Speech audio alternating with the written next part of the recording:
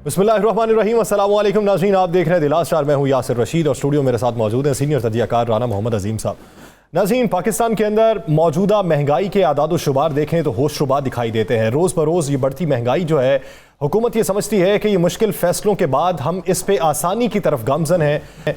जो अवाम पे बोझ डाला जा रहा है ये बहुत ज़्यादा अरसा बरकरार नहीं रहेगा। अवाम इसकी मुतहम्मिल हो जाएगी, लेकिन वो मुतहम्मिल किस तरीके से होगी ये बुनियादी सवाल है कि जब आवाम की आमदन में इजाफा नहीं होगा, महंगाई रोज़ बरोज़ बढ़ती जाएगी, तो फिर हुकूमत के पास वो नुस्खा कीमिया कौन सा है जिसके तहत आवाम को कोई सहूलत मुयस्सर आ सकती है। दूसरी तरफ हुकूमत ये कहती है कि तरक्याती बजट पे भी हम खर्च कर रहे हैं, सेहत पे भी हम खर्च करेंगे, हमने गरीब और आवाम की भलाई के लिए ये बजट लेकर आए हैं। आज फिर पाकिस्तान तहरीक इंसाफ के चेयरमैन इमरान खान साहब ने 92 न्यूज़ को इंटरव्यू देते हुए ये कहा है कि ये हुकूमत जो 2 माह का बजट लेकर आई है ये सिर्फ 2 माह ही चल सकेगी, उसके बाद ये घर को वापस हो लेंगे। उनका ये भी कहना था कि ये NRO 2 लेने वाले हैं, ये रफ्ता रफ्ता तमाम इदारों को तबाह भी कर देंगे और ज़िमनी इंतखाबात में अगर इन्होंने जीतना है तो इन्हें इस तरीके से धांधली करना पड़ेगी कि बड़े पैमाने पर उस धांधली को फैलाना पड़ेगा और फिर ये खुल के सामने भी आ जाएंगे और फिर हम अवाम में इनका तासुर साबित करेंगे ये आए किस लिए थे, ये सिर्फ अपने केसेस खत्म करने के लिए आए थे। तो पाकिस्तान की मौजूदा जो सियासी सूरत हाल है, इसी से बात का आगाज भी करते हैं। पंजाब में ज़िमनी इलेक्शन भी होने जा रहे हैं, कल पंजाब में भी पेश होगा, तो उसका इन्हसार चौधरी परवेज़ इलाही कहते हैं कि नून लीग की ईमा पे हो सकता है, नून लीग के रवैये पे हो सकता है कि कल बजट पेश हो सकता है या नहीं हो सकता। राना साहब की तरफ बढ़ेंगे। राना साहब, पंजाब में ज़िमनी इलेक्शन है, सियासी जोड़ तोड़ में तमाम जमातें मसरूफ़ हैं। चेयरमैन PTI ये कहते हैं कि ज़िमनी इंतखाबात में जाएंगे और भरपूर तरीके से जाएंगे और अवाम में जो मौजूदा हुकूमत का बयानिया उसको ख़त्म करेंगे और बताएंगे ये आए किस लिए थे। तो आप क्या समझते हैं कि PTI ज़िमनी इंतखाबात में किस हद तक अपनी जो पावर है वो गेन कर सकती है? बिस्मिल्लाहिर्रहमानिर्रहीम, अस्सलातु वस्सलामु अलैका या सय्यदी या रसूलल्लाह, अस्सलातु वस्सलामु अलैका या सय्यदी या हबीबल्लाह। देखिए यासर, 2 चीज़ें ज़हन में रखिएगा कि पहली दफ़ा कप्तान ने बड़े अहम फैसले कर लिए। एक तो वो हर हलके में उस उम्मीदवार को उतार रहे हैं जिसके मतलब उन्हें पता हो कि ये नज़रियाती तौर पर, ये वहाँ पर अवामी तौर पर और ये हर लिहाज से तगड़ा होगा कि अगर इनको मुकाबला करना पड़ता है किसी भी सूरत में, किसी भी तरीके से, तो मेरा उम्मीदवार वो मुकाबला कर सकेगा और उसके बाद वो लोटा नहीं होगा, वो मुनहरफ नहीं होगा, वो किसी और के साथ जाकर नहीं बैठेगा। तो कप्तान ने तो ये कर लिया फैसला। एक तो अब मैं आपको आज एक बड़ी खबर ब्रेक कर दूं आपको। ये जो ज़िमनी इलेक्शन होने जा रहे हैं 20 हलकों में पंजाब के, मैं आज जो बात कह रहा हूँ ये नोट कर लीजिएगा। अगर ये इलेक्शन हुए तो PTI अक्सरियत हलकों में PTI जीतेगी। अगर से क्या मुराद है राना साहब? मैं बता रहा हूँ आपको, अगर ये इलेक्शन हुए, हालात का कोई नहीं पता, तो जीतेगी। दूसरी बात, खान साहब ने सिर्फ ज़िमनी इलेक्शन नहीं, खान साहब ने और भी बड़ा कुछ तैयारी कर लिया। खान साहब ने चॉइस की है। अब चॉइस नहीं कर, उन्होंने पूरी रिपोर्ट्स ली कि किस तरह हम जीत सकते हैं। उसके बाद उन्होंने नंबर 1 शाहिदा खान अब्बासी, इसके मुकाबले में वो ला रहे हैं सरदार सलीम को मरी से। उसके बाद कैसर शेख को ला रहे हैं कसूर से। उसके बाद ला रहे हैं मलिक असलम बलोच, खुरम शहजाद वीरा को, कंवर इमरान सईद। इन तीनों लोगों को ला रहे हैं ये शेखुपुरा से, जहाँ पे मियाँ जवेद लतीफ़ का इलाका है, कि इन तीनों, किसी को MNA, किसी को MP है, किसी को दूसरी किया एडजस्ट किया जाएगा। ये फैसला हो चुका है। ये आम इंतखाबात की आप आप ये दोनों बने चीज़ें बने। उसके बाद यासिर गिलानी है शाहदरा से। अब उसके बाद जो है उसे क्या कहा जा रहा है, ये जो चीना साहब है उसे इन्हें कहा जा रहा है कि ये आएंगे। यानी ये एक पूरा जो है चीज़ें जो हैं वो तैयार की जा रही हैं। और जब ये चीज़ें तैयार की जा रही हैं तो इस 3 चीज़ों के अंदर बिल्कुल क्लियर तौर पर यह फैसला हो चुका है कि हर सूरत में ये करें कि चौधरी हसन ज़मान जो है इनको लाया जा रहा है। उसके अलावा चौधरी हसन ज़मान के अलावा जो है उन लोगों को भी लाया जा रहा है जिन लोगों के मतलब इन्हें यकीन था कि ये लोग जब आएंगे तो आकर ये अपना एक अच्छे तरीके से जीतेंगे। यानी डेरा गाजी खान की तरफ से, डेरा गाजी खान की तरफ से वहाँ से बाकायदा उस शख्स को लाया जा रहा है जो 2 पहले इनका उम्मीदवार था। उस वक्त जिस वक्त खान साहब के पास कोई वोट नहीं था, तो उस वक्त उस शख्स ने वहाँ पे इलेक्शन लड़ा। उस इलेक्शन लड़ने के बाद उन्होंने वहाँ से इलेक्शन जीता तो नहीं कह सकते, लेकिन अच्छे वोट लिए। अब उनको दोबारा वहाँ पे लाया जा रहा है। अब उनको लाने के बाद खान साहब जो है, मैं ये वही एक साथ लिस्ट भी आपको बताता जा रहा हूँ। इस ज़िमनी इलेक्शन में खान साहब ने एक बड़ी अच्छी हिकमत अमली बनाई है। उस हिकमत अमली के तहत वकला की एक बड़ी तादाद होगी जो बाकायदा इन लोगों को सपोर्ट करेगी, जो बाकायदा हलकों में मौजूद होगी, और जब हलकों में वो मौजूद होंगे तो उन हलकों के अंदर वो उन तमाम लोगों को रोकेंगे जो लोग धांधली कर रहे हैं। धांधली करने वाले माफिया को रोका जाएगा। वकला को पहली दफ़ा तहरीक इंसाफ में अहम तरीन जगहों पर लाया जाएगा। ये फैसले हो चुके हैं और इन फैसलों की रोशनी में होगा। अब ज़िमनी इलेक्शन जो है, इसमें बहुत से लोगों का ख्याल था कि पीटीआई आपस में हो जाएगी, इसमें आपस में तकसीम हो जाएगी, कुछ हो जाएगा। ऐसा नहीं हो रहा। मतलब डेरा गाजी खान से जो इलाका वडेरा शाही इलाका है, वहाँ से मेयर सजाद चीना इनको लाया जा रहा है। वहाँ से ये फैसला हो गया, सूबाई पे लाएँ, ये कौमी पे लाएँ। अब इन ज़िमनी इलेक्शनों में, ये जो ज़िमनी इलेक्शन इंतखाबात हो रहे हैं, इसमें इमरान खान, मैंने कल आपसे कहा था, जलसे भी करेंगे। उसके बाद कप्तान, जलसे करने के बाद कप्तान ने बाकायदा टीमें तश्कील दे दी हैं, यासर टीमें। ये टीमें जो हैं बाकायदा इन हलकों में ही रहेंगी। और मज़े वाली बात यह है कि इन हलकों में इलेक्शन डे वाले दिन अगर इमरान खान ने पंजाब के तूफ़ानी दौरे किए और किसी 10 हलकों में भी इमरान खान इलेक्शन डे पे चले गए, तो फिर क्या सूरत हाल होगी? ऐसा जाना पॉसिबल हो सकता है? जी बिल्कुल हो सकता है। मैं आपको वक्त से पहले बता रहा हूं, वो मुमकिन कैसे हो सकता है कि खान साहब निकलें और उनके साथ काफिला ना हो, आगे कारकुनान ना हो, तो ये कैसे मुमकिन है कि एक दिन के अंदर 10 हलकों का दौरा भी किया जा सकता? सारा कुछ होगा या सर। सुबह 8 बजे से जब आप शुरू होंगे, आपने लाहौर के 4 हलके भी लेने हैं। 4 हलकों के बाद आप शेहूपुरा चले जाते हैं, शेहूपुरा से आप निकलते हैं, आप गुजरात की तरफ चले जाते हैं, गुजरात से निकलते हैं आप आपके पास, उसके बाद आप जहाज़ में, आपके पास हेलीपैड होता है, हेलीपैड में जहाज़ पे निकलते हैं, किसी और शहर में चले जाते हैं। शाह महमूद कुरैशी जो है वो जनूबी पंजाब को कवर करेंगे, एक साइड पर वस्ती पंजाब को एक से कवर करेंगे, सेंटर पंजाब को कोई और कवर करेगा। ये बाकायदा टीमें बन गई हैं। ये खान साहब जो बार बार ज़िमनी इलेक्शन का नाम ले रहे हैं कि इसमें इन्हें लग पता जाएगा। और मैं आपको ये भी बता दूँ, मुस्लिम लीग नून जो सोच रही है कि उन्हें शायद कोई गैबी मदद मिल जाएगी, आप मेरे इशारे समझ रहे हैं? आप उन्हें इस ज़िमनी इलेक्शन में कोई गैबी मदद नहीं मिलेगी। ये हम आपको बड़ी खबर दे देते हैं। आज के दिन तक तो ऐसा ही है, आज के दिन तक ऐसा ही है कि उन्हें ज़िमनी इलेक्शन में कोई गैबी मदद नहीं मिलेगी। खान साहब ने इस दफ़ा इनके बड़े बड़े बुर्ज उल्टाने का फ़ैसला कर लिया। मैं जिस तरह मैंने कहा है कि जो है शाहिद अकान अब्बासी, इनके मुकाबले में इन्होंने सरदार सलीम को लाने का फ़ैसला किया है। और इस दफ़ा जवेद लतीफ़ के मुकाबले में भी वहाँ पे तगड़ा उम्मीदवार लाया जाएगा। 3 नाम हैं जो 2 सूबाई में, कौमी में आएंगे, जिसमें उसमें खुरम शहजाद विरक, ये सदर है बाकायदा बार का, और कंवर इमरान सईद हैं, और इसके साथ मलक असलम बलोच हैं, जो मलक असलम बलोच पहले नंबर पे इनके थे। उसके बाद यासर गिलानी शाहदरा से, जहाँ से मलक रियाज ने जो इनके खिलाफ पर्चे कटवाए हैं, मलक रियाज के वहाँ पे उनको लाया जा रहा है। इसी तरह कसूर से, जहाँ से मलक अहमद ख़ान और दूसरे लोग हैं, वहाँ से कैसर शेख को लाया जा रहा है।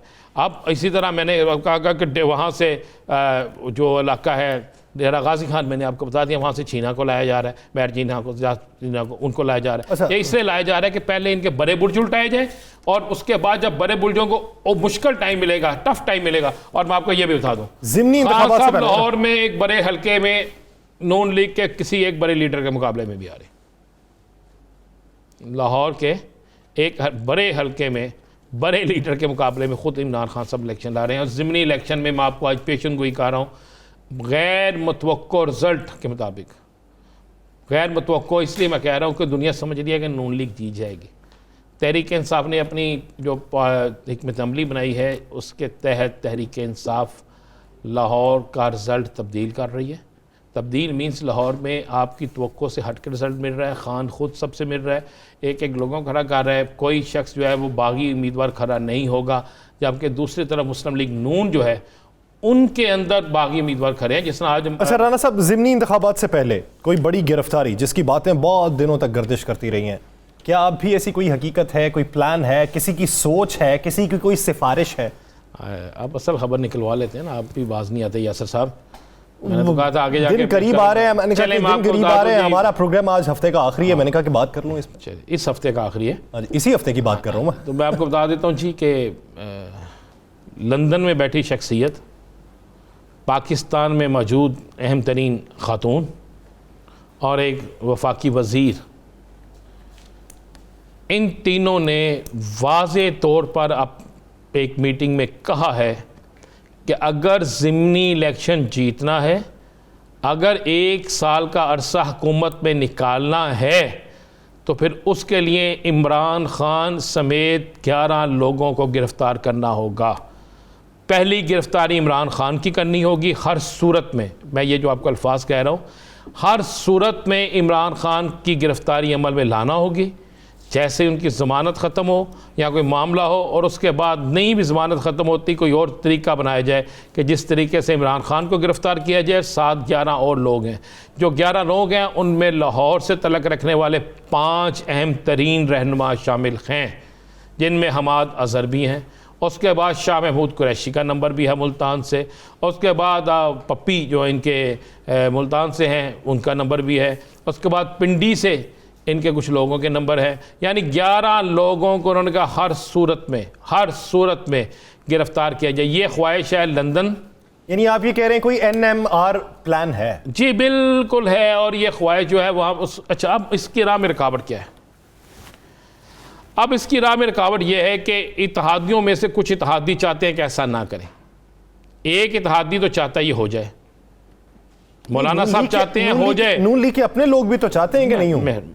मुस्लिम लीग नून के जो अपने लोग चाहते हैं नहीं होए, उनकी बात नहीं सुनी जाएगी, ना उनकी बात अहमियत रखती है, ना उनकी बात सुनी जाएगी। क्योंकि मैंने जो आपको 3 लोग बताए हैं उनके आगे कोई भी बोलने की जुर्रत नहीं करता।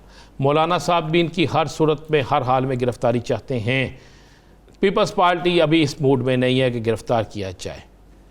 इसी तरह दीगर सियासी जमातें इस मूड में नहीं है कि गिरफ़्तार किया जाए। ये सारी चीज़ें हैं। गिरफ़्तारी के इम्कानात 90% हैं, लेकिन उस गिरफ़्तारी के बाद जो रिएक्शन होगा उसके मुतल्लिक अभी तक ये समझते हैं कि शायद 1 दिन या आधा दिन या 2 दिन प्रोटेस्ट हो और उसके बाद ख़त्म हो जाए।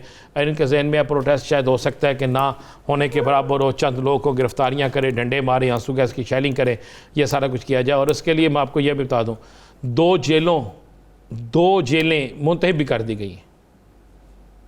एक जेल जो है वो कराची जनाब, उन्हें कहा जी कराची शिफ्ट करेंगे। नहीं, कराची शिफ्ट करेंगे तो क्या वो इत्तेहादी मानते हैं?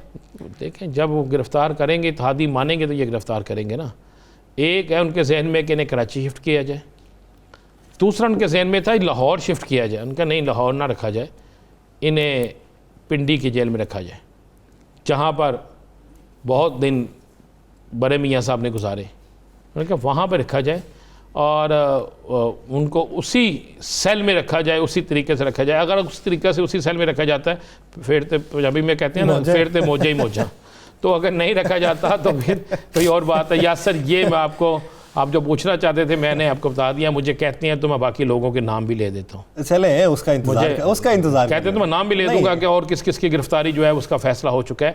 लेकिन उस गिरफ्तारी से पहले मैं फिर अच्छा, कह रहा हूं, आप वो नाम लेना चाहते हैं जिनकी गिरफ्तारी होनी है, वो नाम नहीं लेना चाहते जो गिरफ्तार करवाना चाहते हैं। मैंने आपको नाम तो दे दिए। चले मियाँ नवाज शरीफ है, राना सनाउल्ला है, मरियम साहिबा हैं। आपने शायद गौर नहीं किया, मैंने पहले आपको कहा NMR कोई प्लान है। आपने उस वक्त गौर नहीं किया इस बात पे।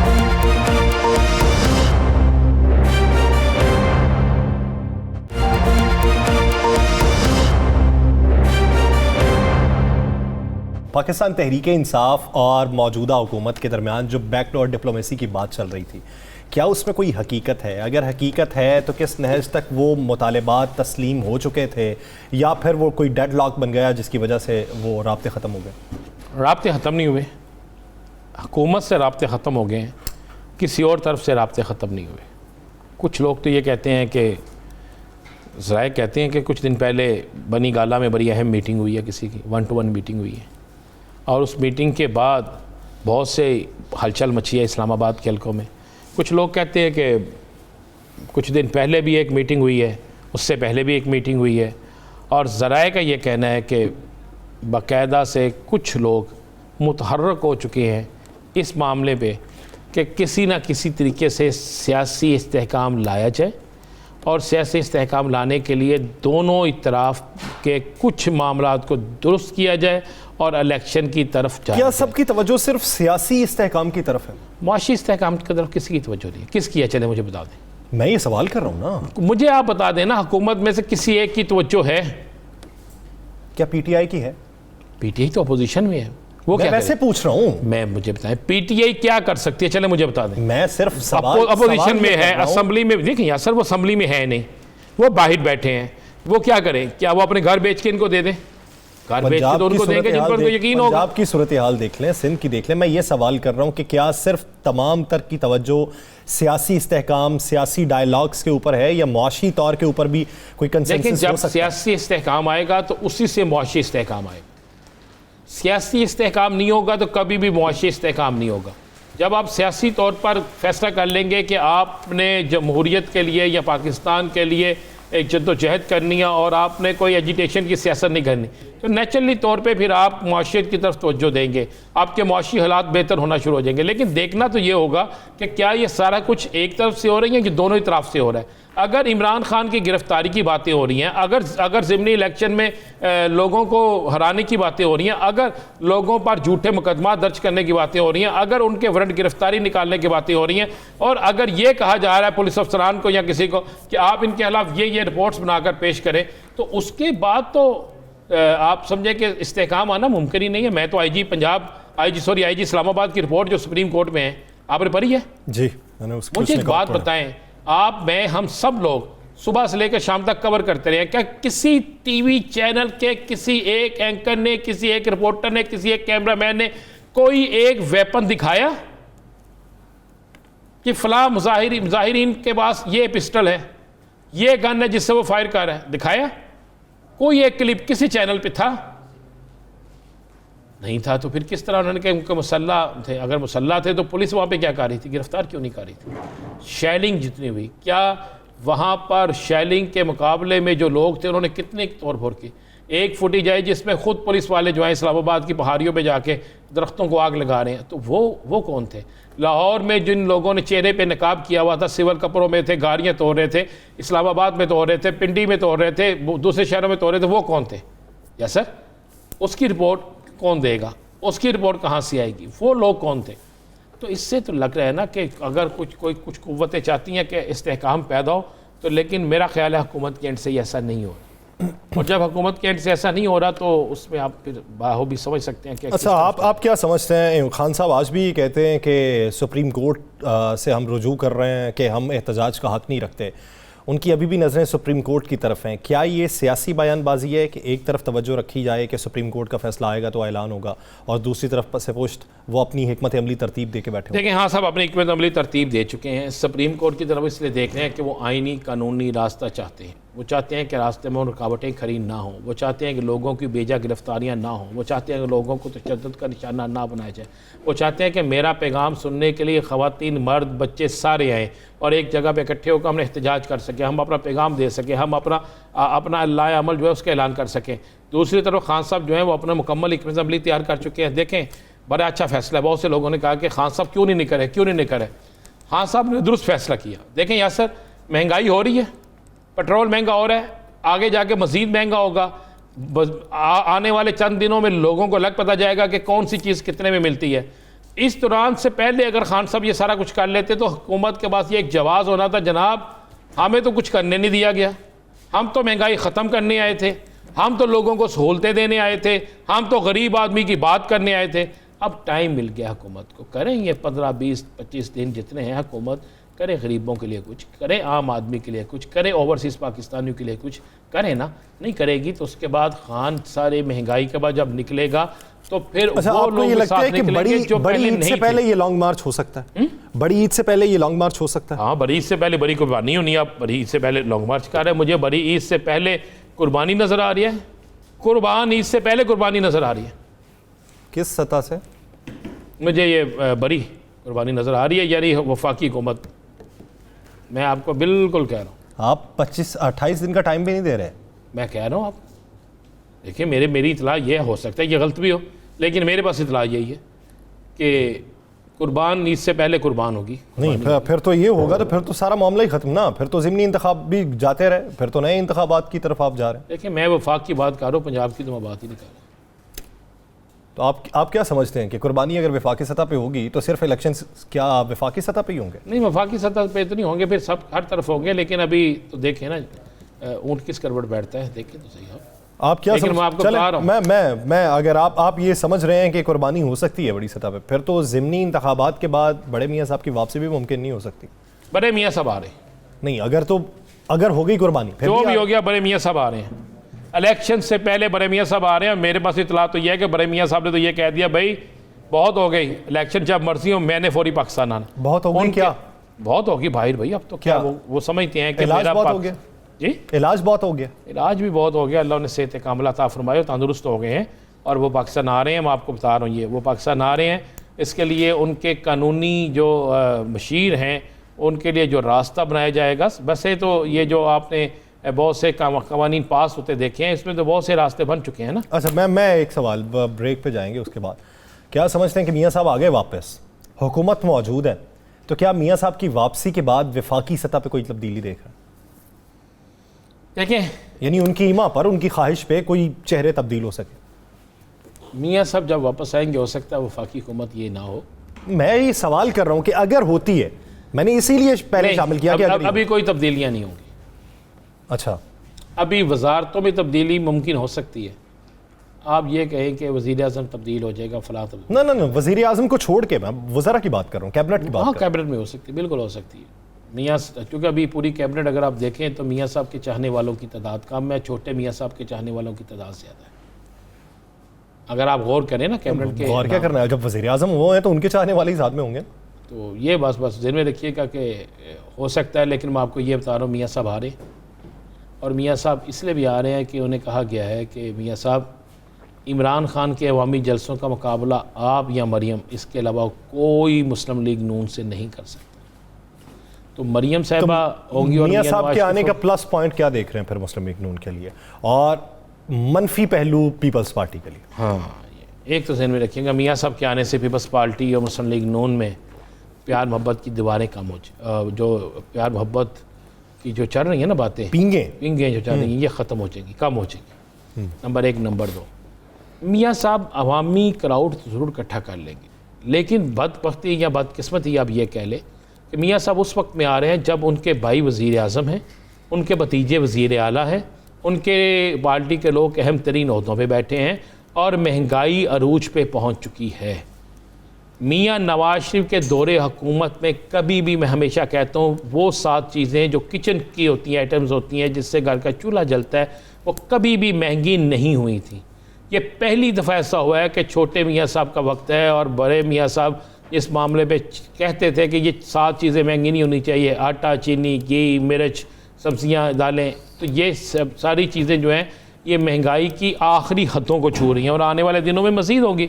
मियाँ साहब यहाँ पे आकर करिश्माती तौर पे ये तो कर सकते हैं कि वो एक बड़े जलसे कर सकते हैं, वो अपनी पार्टी को मज़ीद तकसीम होने से बचा सकते हैं, वो अपने कुछ ख़ास लोगों को अहम जगहों पर रख सकते हैं। लेकिन अब आप कहें कि उनके आने से अवाम को कोई उम्मीद की किरण नज़र आएगी, उनके आने से अवाम को ये नज़र आएगा कि वही दोबारा दौर वापस आ जाएगा, तो ये मुमकिन नहीं है यासर, 1% भी मुमकिन नहीं है। लिहाजा मियाँ साहब सिर्फ एक प्रेशर, मियाँ साहब सिर्फ एक नाम और एक क्राउड इकट्ठा करने के लिए हो सकते हैं। लेकिन अगर अब हालात, यानी आप ये समझते हैं कि बड़े जलसे हो सकते हैं, सियासी पॉइंट स्कोरिंग हो सकती है, किसी दूसरे को जो पॉलिटिकल उसका एज है उसको ख़त्म किया जा सकता है, बसूरत दीगर जो इंतखाबात हैं उसके नताइज पर बहुत ज़्यादा असरअंदाज नहीं हो सकते। इसी इशू पर मज़ीद भी बात करेंगे, लेकिन एक ब्रेक लेनी है, ब्रेक के बाद वापस आते हैं, बात को यहीं से कंटिन्यू करते हैं, कहीं नहीं जाएगा, स्टे विद अस।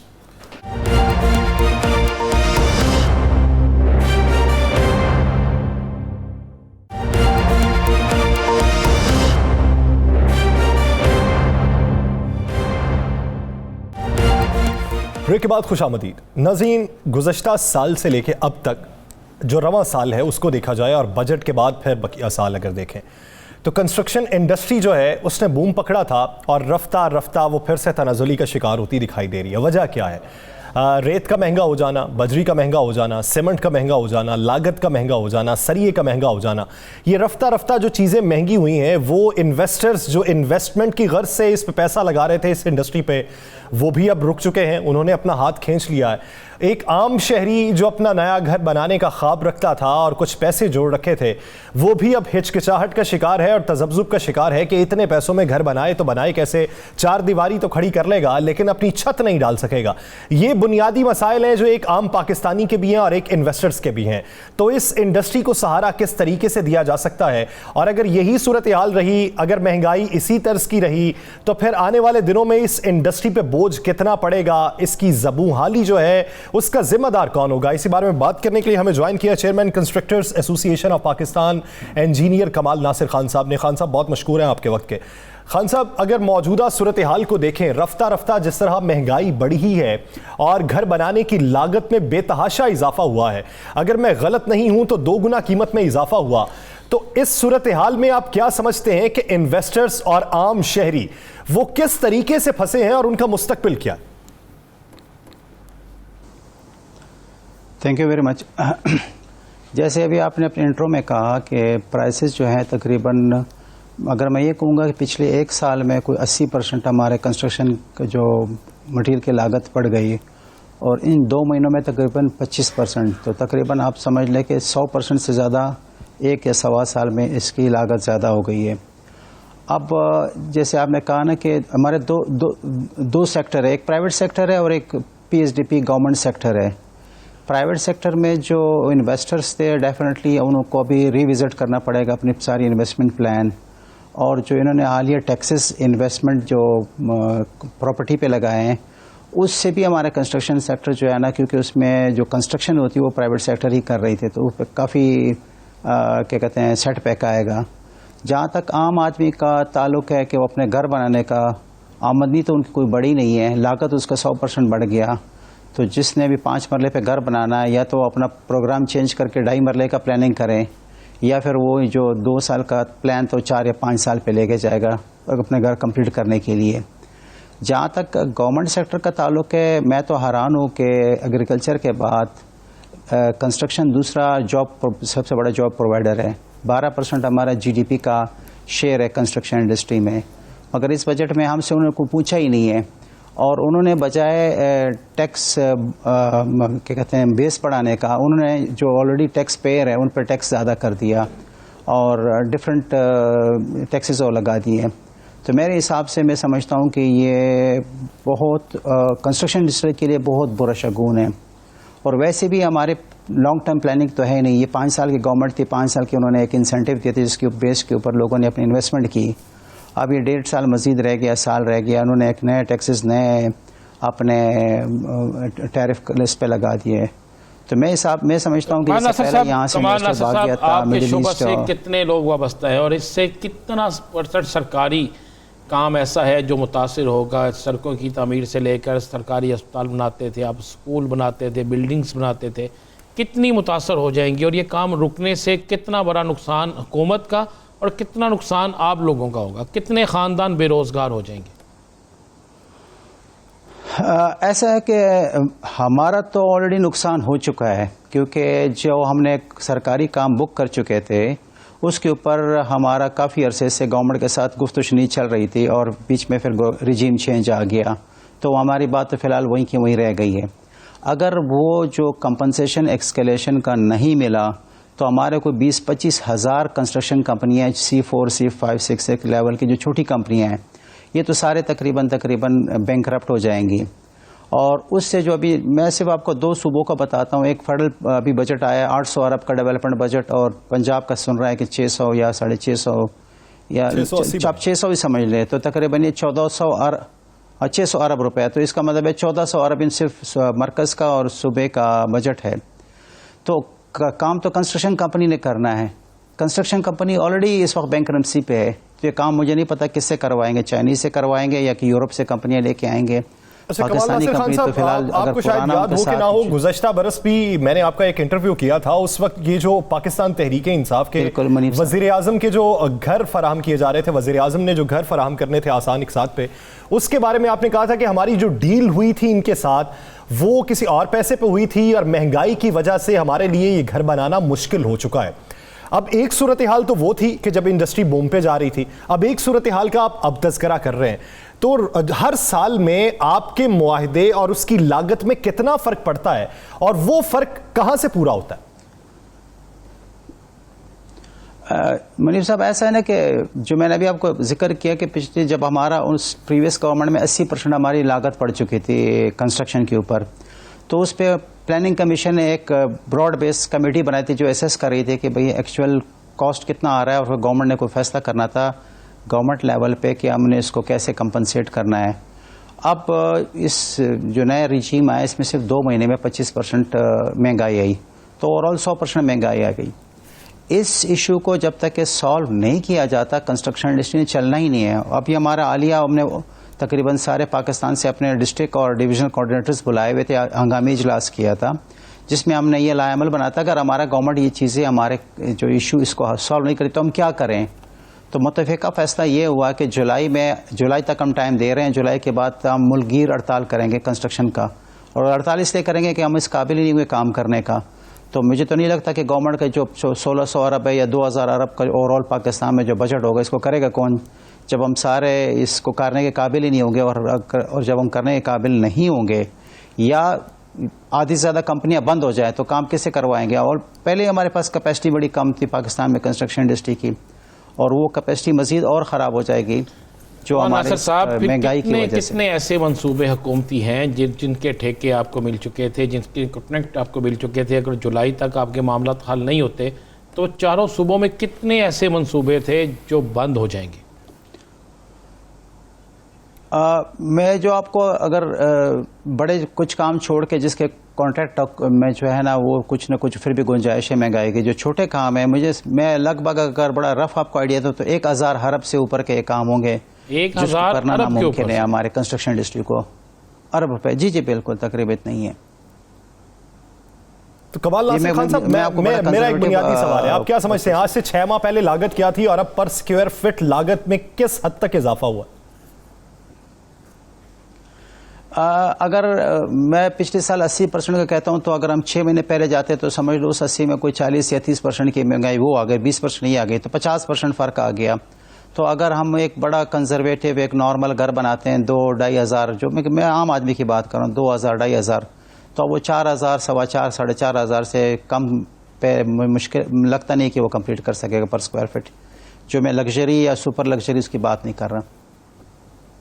तो अगर नहीं तो फिर भाई क्या इतना बड़ा 1000 अरब जो है उसका नुकसान हो जाएगा, 1000 अरब के काम जो है रुक जाएंगे? नहीं, 1000 अरब के प्रोजेक्ट 1000 अरब के तो मिनिमम काम रुकेंगे, मिनिमम। तो उसके बाद क्या होगा अगर ये रुक जाते हैं? तो इससे तो आपको तो नुकसान हुआ, हुकूमत को भी नुकसान होगा, उसकी सियासी साख भी ख़राब होगी। नुकसान तो टैक्स पेयर का है क्योंकि ये सारे प्रोजेक्ट्स जो है ना ये इसके एसेट के मालिक तो असल में अवाम है, क्योंकि टैक्स वो देते हैं और ये अस्पताल, school, buildings, roads, farm to market roads, ये जितनी भी प्रोजेक्ट्स है ये बेसिकली अवाम का पैसा अवाम पे ही लग रहा होता है। तो एंड ऑफ द डे जो इसका सबसे बड़ा नुकसान फैसला ना करने का या फैसला वक्त पे ना करने का जो असल नुकसान है वो अवाम नहीं उठाना है, टैक्स पेयर नहीं उठाना है। तो कमाल नासिर खान साहब, क्या हुकूमत के किसी डेलीगेशन के साथ कोई मुलाकात हुई, किसी टेबल टॉक के ऊपर कोई मुज़ाकरात हुए, या बिना पूछे ये इम्पोज कर दिया गया? सर आपको बड़ी हैरत होगी, मैंने बताया कि हमारा ये second largest job provider industry है आफ्टर एग्रीकल्चर, और हमसे अलाइड 40 इंडस्ट्री और भी हैं जो हमारे सर पे चलती हैं, यानी कंस्ट्रक्शन चलता है तो वो इंडस्ट्री चलती है। हमें किसी ने बजट प्रपोजल पे किसी ने नहीं बुलाया, और हमें हैरत हो रही है कि भाई ये बजट बनाया किसने, या क्या ये ब्यूरोक्रेसी ने बजट बनाया या पॉलिटिशियंस ने बनाया, हमें तो ये भी पता नहीं है। तो हमें किसी ने ना बुलाने की जहमत की, ना हमसे कोई कंसल्टेशन किया कि भाई कि आपके मुश्किलात क्या है। और डेफिनेटली जब इन्होंने बजट बनाया इन्होंने प्रोजेक्ट्स भी इसके लिए मुख्तस किए होंगे। जब तक कि पुराने प्रोजेक्ट्स जो ऑलरेडी पाइपलाइन में उसको कंप्लीट नहीं करेंगे, आगे प्रोजेक्ट्स उस कंपनी के लिए बड़ा मुश्किल होगा, क्योंकि वो मैं बेशुमार ऐसे कंपनी पुराने जो कॉन्ट्रैक्ट्स हैं अगर वो पाया तकमील तक नहीं पहुंचते तो फिर नया कॉन्ट्रैक्ट किस बुनियाद पे होगा, पुराने का खसारा कौन पूरा करेगा। इसलिए टेबल टॉक होनी चाहिए थी। दूसरी बड़ी पाकिस्तान की इंडस्ट्री जो रोजगार फराहम करती है उसके मसाइल पे भी तवज्जो देनी चाहिए। बसूरत दीगर कम से कम जो है वो 1000 अरब रुपए का नुकसान हो सकता है। बहुत शुक्रिया इंजीनियर कमाल नासिर खान साहब इस वक्त देने के लिए। नाज़रीन, दीगर इश्यूज़ पे बात करेंगे एक शॉर्ट ब्रेक के बाद, कहीं नहीं जाएगा, स्टे विद अस।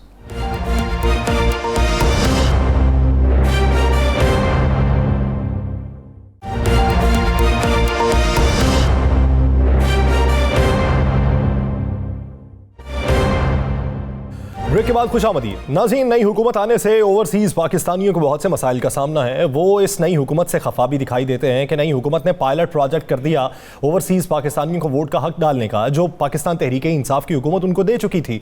दूसरी तरफ अगर वो बाहर से इनकम भेजते हैं तो उसके ऊपर भी अब टैक्स लगेगा। पाकिस्तान में अगर वो ज़मीन की खरीदारी करते हैं तो पहले 2% टैक्स था, 5% टैक्स लगेगा। तो इससे उनकी मुश्किलात में किस हद तक इजाफा हुआ है, वो पाकिस्तानी हुकूमत से मुतालिबात क्या करते हैं, इसी बारे में बात करेंगे। हमें ज्वाइन किया है ओवरसीज़ पाकिस्तानी समाजी रहनुमा कोर कमेटी मेंबर सोचो पाकिस्तान इरफान अफसर आवान साहब ने हमें ज्वाइन किया। इरफान साहब, बहुत मशकूर हैं आपके वक्त के। इरफान साहब, पाकिस्तान मुस्लिम लीग नून की इत्तेहादी हुकूमत आई, वो ये कहते हैं कि ओवरसीज़ के अंदर हमारे भी बहुत से रूट्स हैं, 30 साल हमने भी हुकूमत की है, बहुत से ताल्लुकात हैं हमारे, बहुत से लोग हमारे ओवरसीज़ के अंदर जो हैं वो हमारे सियासी निज़ाम को चलाते हैं। लेकिन ये जो 13 जमातों का मजमुआ है बरसर इक़्तिदार आया, आप इनसे खफा किस बात पे हैं, इनसे मुतालिबात आपके क्या हैं? आपको क्या लगता है कि ये पाकिस्तान के सियासी मुस्तकबिल के ऊपर कौन सी ऐसी कदगन लगा चुके हैं जिस पे एतराज़ आपको है? बिस्मिल्लाहिर्रहमानिर्रहीम। सबसे पहले तो बहुत बहुत शुक्रिया मुझे एक बड़े क्रिटिकल टॉपिक पे ऑन बोर्ड लेने का। आपके सवाल के दो पहलू हैं। एक पहलू आता है कि जिस तरह हमारे बड़े बुजुर्ग कहते थे कि इंसान बड़ा अपने जो है वो फैसलों से होता है, अपनी उम्र से नहीं होता या अपने तजर्बे से नहीं होता, वो अपने फैसलों से होता है। अब भले हुकूमत ने बेतहाशा दावे किए होंगे ओवरसीज के बारे में कि भाई उनके भी रूट्स हैं, लेकिन जब फैसला साजी का वक्त आया तो उन्होंने उस वक्त उनके साथ कैसा सलूक किया? वही सलूक किया जो एक सोतेलापन दिखाया उन्होंने कि भाई हमें किसी भी जगह पे उन्होंने ओन नहीं किया। देखें, जहां तक हुकूमत की तरजीहात का ताल्लुक है, बजट आपके सामने है, हुकूमत की तरजीहात में ओवरसीज के वोटिंग राइट्स आपके सामने। जहां तक इवन दो चले ओवरसीज किया, पाकिस्तान के अंदर जो गरीबों के साथ किया गया है, अभी इससे पहले मैं जो हमारे दोस्त तशरीफ फरमा थे जो पूरा बता रहे थे कि कंस्ट्रक्शन इंडस्ट्री में कितना बड़ा फॉल आएगा। तो कहने का मकसद यही है कि हुकूमत अपनी क्रेडिबिलिटी पे चलती है। ओवरसीज पाकिस्तानीज एक ज़माने में ना सिर्फ अपने जो ब्रेड अर्नर होते थे, जो ओवरसीज बाहर बैठ के अपनी फैमिलीज को फाइनेंशियली सपोर्ट करते थे, आहिस्ता आहिस्ता उनका एतमाद बहाल हुआ। जो पिछली हुकूमत में, जो इमरान खान साहब की हुकूमत में, उन्होंने उसका एतमाद बहाल किया, जिसकी वजह से ना सिर्फ वो अपनी फैमिलीज को फाइनेंशियल सपोर्ट करते थे बल्कि साथ साथ जो पाकिस्तान के अंदर जो दीगर प्रोजेक्ट्स हैं उनके अंदर भी इन्वेस्टमेंट आ रही थी। और यही वजह है कि पिछले 5 सालों में तकरीबन 1000 अरब से भी ज़्यादा ओवरसीज पाकिस्तानियों ने पैसे भेजे हैं। लेकिन अब हुआ यह है कि मैं खुद जानता हूँ, being Pakistan business council member और पाकिस्तान एसोसिएशन दुबई का जो मेंबर हूँ मैं खुद जानता हूँ कि कितने लोगों ने अपने हाथ रोक लिए हैं, क्योंकि उनको हुकूमत की क्रेडिबिलिटी पे बहुत सारे सवालिया निशान हैं। इरफान साहब, आपने कहा लोगों ने हाथ रोक लिए, ओवरसीज पाकिस्तान पैसा भेजते हैं, पाकिस्तान की तरक्की में इस्तेमाल होता है, पाकिस्तान की मौशियत के लिए वो बड़ा बेहतरीन होता है। अगर यही हालात रहे तो ये तो पाकिस्तान के लिए भी नुकसानदेह होंगे। तो ओवरसीज पाकिस्तानी जो है वो किस तरीके से मुतमिन हो सकते हैं, वो किस तरीके से इस पर राजी हो सकते हैं? राना साहब, देखिए, सबसे जिस तरह मैंने अपनी इब्तिदा में ही बात की कि हुकूमत अगर फैसला साजी में उनको शामिल रखे, उनको ओन करे और साथ ही साथ कोई ऐसी पॉलिसीज बनाए जिससे ओवरसीज पाकिस्तानियों के अंदर एतमाद बहाल हो, इसी सूरत में ये सारी चीजें मुमकिन है।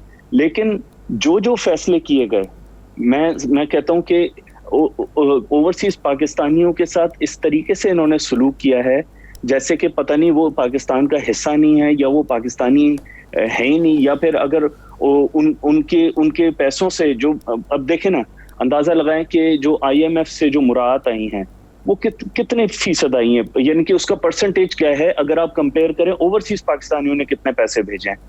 और उसके साथ साथ ये मत भूलें कि मुझे 25 साल हो गए इमारात में। जब जल्जला आया हमने लोगों को देखा जौक दर जौक, बगैर किसी एडवर्टाइजमेंट के, उस जमाने में तो सोशल मीडिया भी नहीं होता था, किस तरीके से लोग जमा हुए और पाकिस्तान के साथ और हर किस्म की जो है उन्होंने सर्विसेज अपनी देने के लिए कोशा हुए। उसके बाद उससे पहले जब जल्जला आया, सैलाब आया, उसके बाद तो लोगों ने किस तरीके से पाकिस्तान के साथ खड़े हुए और पाकिस्तान को हर फोरम पे और हर तरीके से सपोर्ट किया। मैं चाहता हूं कि ये वो वक्त है to win hearts and minds, लेकिन इस वक्त अनफॉर्चुनेटली हो ये रहा है कि मुझे बज़ाहिर नजर ये आ रहा है कि हमारी ये वाली जो हुकूमत आई है ये उजलत में है, ये बहुत जल्दी में है, ये बहुत जल्दी में लूट खसूट करना चाहती है, बहुत जल्दी में ऐसे फैसले करना चाहती है जिससे ज्यादा से ज्यादा ये गेन कर सकें, ताकि यानी कि इट लुक्स लाइक इरफान साहब, ये हुकूमत पुरानी हुकूमत के बारे में ये राय रखती है कि उन्होंने उजलत में फैसले किए थे, ओवरसीज पाकिस्तानियों को जो वोट का हक दिया, हम उजलत में फैसले नहीं कर रहेंगे, मुकम्मल मैकेनिज्म बनाएंगे और इसे पायलट प्रोजेक्ट के तौर पर लॉन्च करेंगे, तभी अगर ये कामयाब रहा तो इसे परसू कर लेंगे, आगे फिर ले जाएंगे। चलें, अगर ये बात ऐसी ही थी तो फिर EVM क्यों हटाई? वो भी पायलट प्रोजेक्ट के तौर पे वो ला रहे हैं। अच्छा, चलें, देखें होता क्या है, हम जिन मुमालिक में हम रहते हैं वहां पर हमने इन मुल्कों को तरक्की करते हुए देखा है।